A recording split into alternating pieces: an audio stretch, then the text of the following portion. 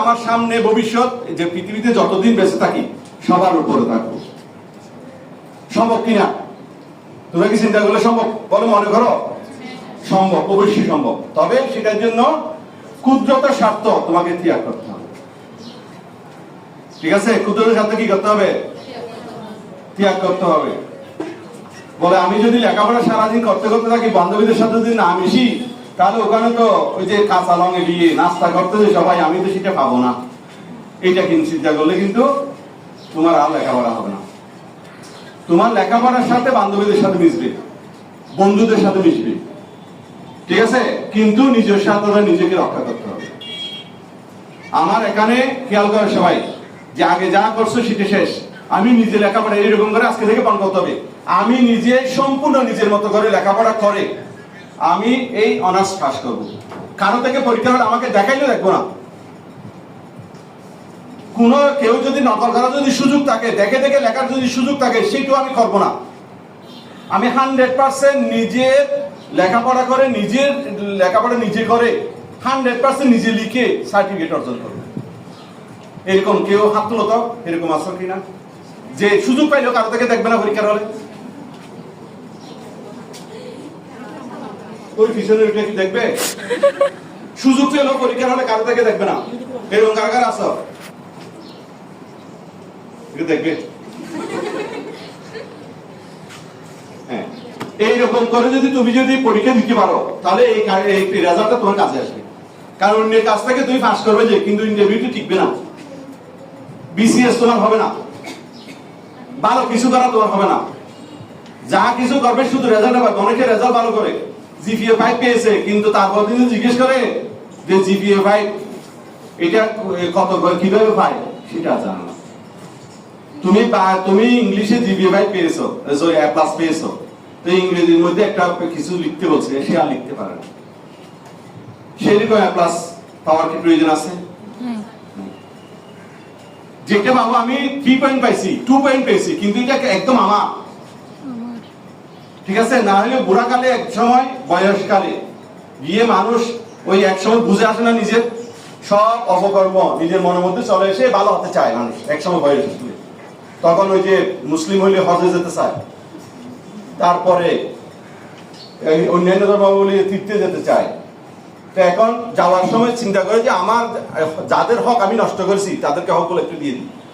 এখন টাকা পাইছে, টাকা দিল, ঠিক আছে? সম্পত্তি যাকে পায় তাকে সম্পত্তি দিয়ে দিল, কিন্তু যার থেকে দেখে লিখছিল সার্টিফিকেটটা যে অর্ধেক যে তার, এই সার্টিফিকেটটা কিভাবে দিবি? সিটি দিয়ে দিবি অর্ধেক, তাহলে তোমার হক তো ফেরত দেওয়া হইল না, তোমার হক কি হবে? এইরকম চিন্তা মনের মধ্যে আসতে হবে, তাহলে তুমি ভালো হতে পারবে। কথা বুঝতে পারছো? এখন তো আমাদের দেশে চলে কি যে স্যারের কারণে আমি পরীক্ষার হলে লিখতে পারিনি, এই জন্য এই স্যার আমার চিরজীবনের শত্রু, এই স্যার ঠিক নয়, বেশি করা, পরীক্ষার হলে দেখতে দে না, যে স্যার দেখতে দে, দেখাই দে, নকল করলো, দেখেও কিছু করে না, এই বেশি পালা স্যার।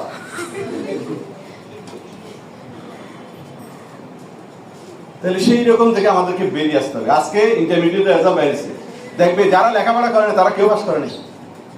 লেখাপড়া করতে হলে অবশ্যই পাস করতে হলে অবশ্যই লেখাপড়া করতে হবে, কোনো বিকল্প নাই। আগে অনার্স এখানে যারা ভর্তি হতো তাদেরকে কলেজে আসতে হইতো না, ওই ফর্ম ফিল আপের সময় এসে ফর্ম ফিল আপ করাইয়া পরীক্ষার হলে চলে যেত, তাদেরকে আমরা চিন্তা মনে ভালো করি। কিন্তু এখন সেটা নাই। কালকেও জাতীয় বিশ্ববিদ্যালয়ে একটা নোটিশ আসছে যে রেগুলার যারা ক্লাস হবে না তারা ফর্ম ফিল আপ হবে না,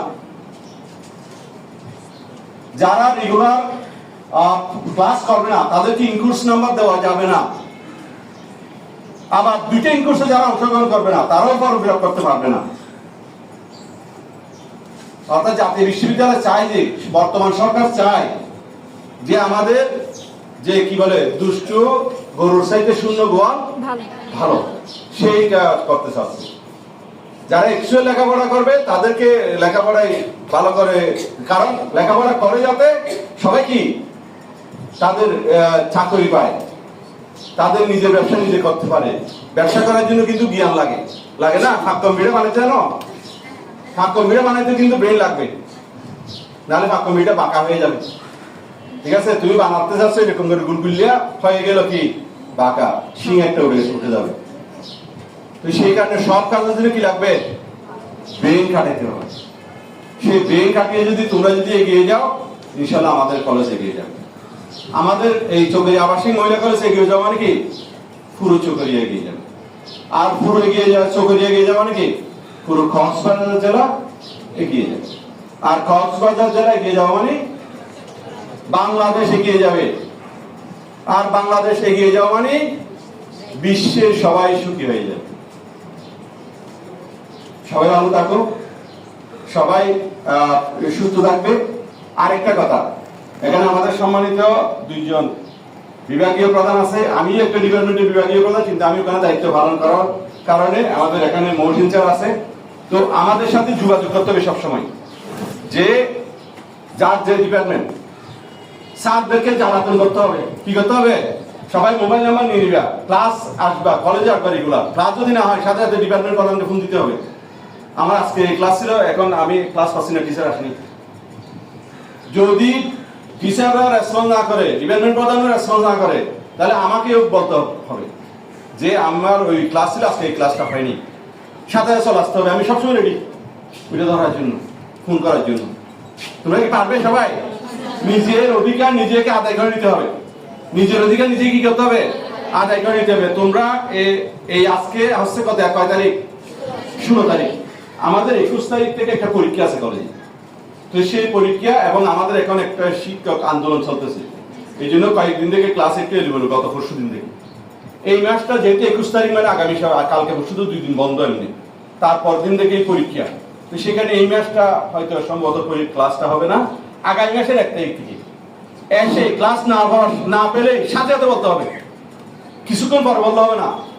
এখন ক্লাস শুরু হবে 9:15, এখন 9:10টার সময় এসে বলছে যে স্যার আমাদের উনি তো স্যার তো আমাদের ক্লাসে আসেনি। তো তখন তার টাইম আছে 15 মিনিট, তা আমি কোন স্যারকে পাঠাবো কেন 15 মিনিটের জন্য?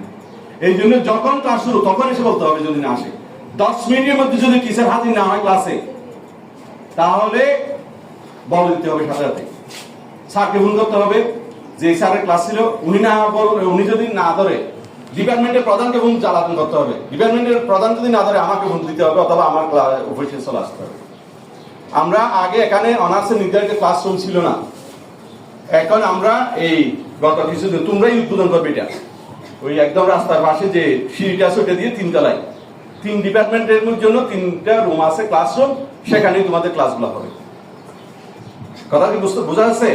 সেখানেই ক্লাস হবে, প্রত্যেকদিন ক্লাস হবে, যার যেদিন রুটিন নিয়ে দিবা তোমাদের ডিপার্টমেন্টের সাথে, যে যার যেদিন ক্লাস আছে সেদিন ক্লাসে এসে ক্লাস নিতে হবে।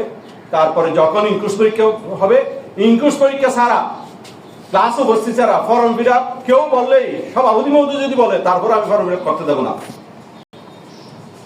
মনে রাখবা, কেউ যদি ইনক্লুস পরীক্ষা না দাও, ক্লাসে রেগুলার উপস্থিত না হোক, সভাপতি মহোদয় আমাদের দাতা সদস্য যিনি প্রতিষ্ঠাতা, উনি যদি ফোন করে যে আমার খুব আত্মীয়, ওকে একটু পরীক্ষা দেওয়ার সুযোগ দাও, দেব না। রেগুলার ক্লাসে আসতে হবে, ক্লাস করতে হবে, পরীক্ষা দিতে হবে, অর্জন করতে হবে, রেজাল্ট ভালো করতে হবে। রেজাল্ট ভালো না করলে তখন সমস্যা হবে, জরিমানা করব। ঠিক আছে, এই হচ্ছে কথা। সবাই ভালো থাকো, তোমাদের অনার্স জীবন ভালো হোক, সবাই সুস্বাস্থ্য কামনা করছি এবং সবার দীর্ঘায়ু কামনা করছি। আসসালামু আলাইকুম ওয়া রাহমাতুল্লাহ।